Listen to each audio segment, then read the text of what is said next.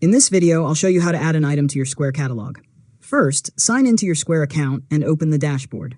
From the left-hand menu, go to Items and Orders, then select Items to access your catalog. Next, click Create Item. Enter the item name, description, and selling price. If you're selling a physical product, you can also enter an SKU, barcode, and enable inventory tracking to keep track of stock levels.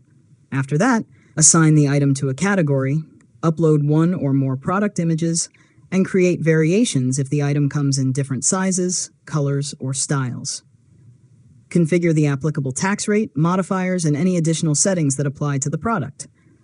Review all of the information to make sure everything is accurate before saving. Now click Save to add the item to your catalog. Return to the catalog to verify that the item appears correctly and confirm that all pricing, inventory, and product details have been saved successfully.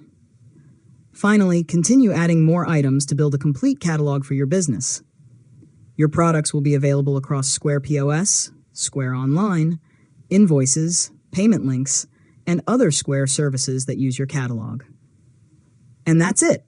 You've successfully learned how to add an item to your Square catalog.